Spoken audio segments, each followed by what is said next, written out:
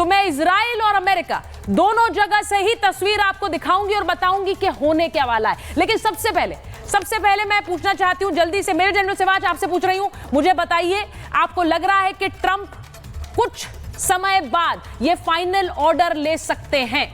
देखो, इसमें कोई शक नहीं कि सिचुएशन काफ़ी टेंस है और कोई भी डिसीजन लिया जा सकता है, क्योंकि अमेरिका अब लास्ट मोमेंट पे है। वो परख रहा है कि अब करें तो करें क्या ये टाइम सही है कि अमेरिका इस लड़ाई के अंदर डायरेक्ट आ जाए। देखो, उसमें 2-3 बातें हैं अमेरिका को देखनी पड़ेंगी कि जिस प्रकार से ईरान को देखा गया था कि हो सकता है ईरान की इतनी कैपेबिलिटी नहीं है 4-5 दिन में हाथ खड़े कर देगा, क्योंकि उसके पास उसकी एयर पावर इतनी अच्छी नहीं है, उसके पास मिसाइल और रॉकेट ही हैं। मगर ऐसा हुआ नहीं, क्योंकि जिस प्रकार से अब ये पलटवार कर रहा है, स्पेशली लास्ट 24 घंटे में सिजाल मिसाइल तक इसने यूज़ कर ली है इजराइल के साथ, तो ये ऐसे में अमेरिका के चांसेस ज़्यादा हो जाते हैं इस लड़ाई में आने के लिए। उसमें आपने बहुत ठीक बोला कि जो डूम्सडे प्लान है उसको भी तैयार कर दिया गया है वाशिंगटन में, जो कि बेसिकली लड़ाई के दौरान में लास्ट टाइम बुश ने इस्तेमाल किया था, और वो 7 दिन रह सकता है आसमान पे। उसमें ऑपरेशन रूम भी है, कॉन्फ्रेंस रूम भी है, और एक प्रकार कॉन्फ्रेंस साथ में उसके अंदर कम्युनिकेशन रूम भी। मैं ऐसा लगता है कि जिस प्रकार से जनरल आसिम मुनीर से बात की डोनाल्ड ट्रंप ने, कहीं ना कहीं उनको मालूम है ये सबसे पावरफुल बंदे हैं पाकिस्तान के।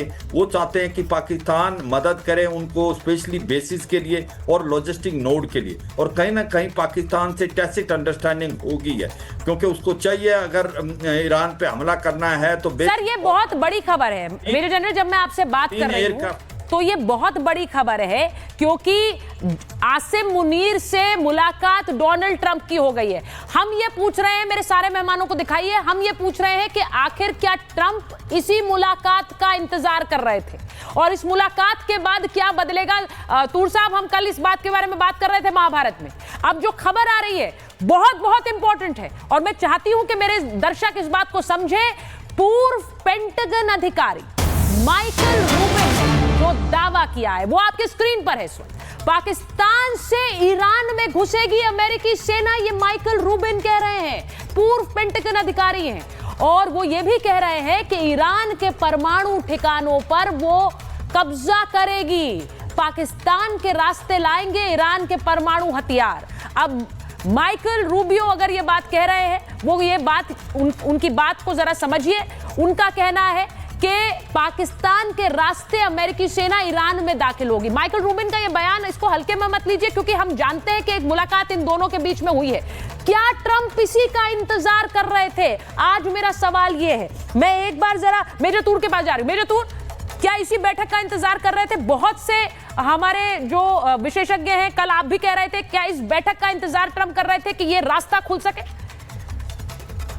देखें, अगर सुचारिता, जैसे मैं शुरू से ही बोलता आ रहा हूं कि ईरान हर एक जगह से घिर चुका है, सिवाय उसके पूर्वी बॉर्डर को लेके। yes. और आज की तारीख में अगर कोई सोल्जर ऑन ग्राउंड अमेरिकी आर्मी का उतरेगा, हाँ. तो इराक से जाने में सेफ्टी नहीं है, क्योंकि वहां पे जो टेररिस्ट तंजीम्स हैं वो उसे ऑपरेट नहीं करने देंगी, वहां पे प्रॉब्लम होने वाली है।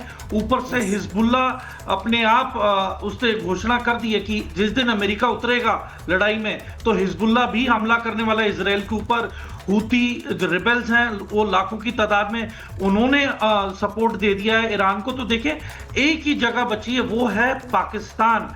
तो जो फील्ड मार्शल मुनीर के साथ मीटिंग हुई है वो टैक्टिकल डिसीजन को लेके हुई थी कि अगर वो हां करते हैं तो आज रात की जो मीटिंग होगी विद द मिलिट्री कमांडर्स और प्रेसिडेंट ट्रंप की, वो इस पे निर्भर करता है कि आसिफ मुनीर की हाँ या ना के मुताबिक कार्रवाई की जाएगी। पर देखिए, वो हाँ या ना करें, आपको लगता है वो तो अब सीधे कह रहे हैं कि पीस प्राइज दे दिया जाए? उनका जो टोन है, उनके जो बयान है, वो दिखा रहे हैं कि किस तरफ जा रहे हैं। डोनाल्ड ट्रंप की जिस तरह तारीफ कर रहे हैं ये फील्ड मार्शल, उससे दिख रहा है कि पाकिस्तान और अमेरिका के बीच क्या पकड़ा है। मैं एक बार मैं जरा जल्दी से आनंद साहब के पास जाऊंगी, क्योंकि अमेरिका से हमारे पास जुड़े हुए हैं। जरा प्लीज मेरे दोनों मेहमानों को दिखाइए जो अमेरिका से जुड़े हैं, जो इजराइल से जुड़े हुए हैं। आनंद साहब, thank you so much for joining us. आप जान रहे हैं डोनाल्ड ट्रंप कितनी सुर्खियां बटोर रहे हैं। अब वो क्या करेंगे नहीं पता है किसी को, लेकिन क्या वो ये फाइनल ऑर्डर आज दे सकते हैं ईरान पर हमले का? मैं ये जो आज का हमारा मुद्दा है जिसको हम डिस्कस कर रहे हैं, इसको मैं दो पहलू में देखता हूँ। पहली तो बात आपने जो कहा कि डूम्सडे, प्रलय का दिन है, वो सिर्फ इजराइल और ईरान के युद्ध की वजह से नहीं है। अगर हम देखें तो यूक्रेन और रशिया का जो चल रहा है और इंडो पाकिस्तान बॉर्डर पे जो टेंशन छाई हुई है, तो पूरा माहौल विश्व के अंदर जो है वो इस वक्त ऐसा है कि मैं अगर आपकी इजाजत हो तो इसको इन दो शब्दों में कहना पसंद करूंगा कि आंख जो कुछ देखती है लब पे ला सकता नहीं, मैं वे हैरत हूँ ख्याले अंजामे कारवां से, कि दुनिया क्या से क्या हो जाएगी मुझे इसका फिक्र है। ये सिर्फ ईरान और जो है इजराइल का युद्ध नहीं है, जो पूरा माहौल बना हुआ है। तो एक ये बात जो आपने कही पहले आने वाली है, आप जो बात आनंद साहब कह रहे हैं, आनंद साहब आप जो बात कह रहे हैं, ये बात बार बार हम यहाँ हिंदुस्तान में इसकी चर्चा कर रहे हैं।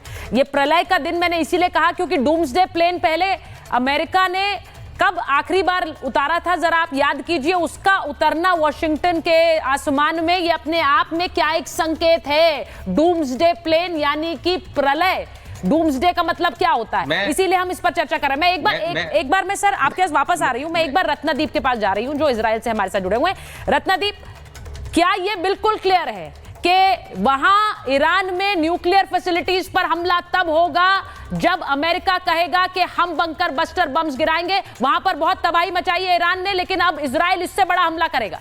एक बड़ी खबर मैं अपने दर्शकों को बता दूं, इजराइल पर हमले के बाद अमेरिकी फोर्सेस को अलर्ट पर रखा गया है। ये बहुत बड़ी खबर है। इसे उससे भी जोड़कर देखिए कि आसिम मुनीर से मुलाकात हुई है डोनाल्ड ट्रंप की, और उसके बाद अब अमेरिकी फोर्सेस का हाई अलर्ट पर होना, ईरान की घेराबंदी भी तेज कर दी गई है और 6 देशों से अमेरिका खोल सकता है मोर्चा ईरान के खिलाफ। हाई अलर्ट पर 50,000 अमेरिकी सैनिक हैं। इसके मतलब क्या है जरा आपको समझाती हूं। 50,000 अमेरिकी सैनिक इस वक्त हाई अलर्ट पर हैं। 6 देशों से मोर्चा खोलने का मतलब क्या है जरा वो आपको बता देती हूं, क्योंकि वो आपको जरा बता देती हूं कि अलग अलग देशों में कैसे मोर्चा खोला जाएगा। अब जरा ये देखिए ईरान की घेराबंदी कैसे होगी। ईरान की घेराबंदी कैसे होगी, कैसे ईरान में, इराक में 2000 सैनिक तैनात है, वहीं 5000 मरीन कमांडोज तैनात है कुवैत में। जेट रिफ्यूलिंग की जो फैसिलिटी है उसको बढ़ा दिया गया है। 35,000 यूएस सैनिक कैसे से यूएई में तैनात है। 3 बेस 6,000 सैनिक आप देखिए सऊदी अरब में तैनात है। ये 50,000 सैनिक इस वक्त हाई अलर्ट पर है अमेरिका की घेराबंदी जो ईरान पर हो उसके लिए। तो ये सब क्यों हो रहा है?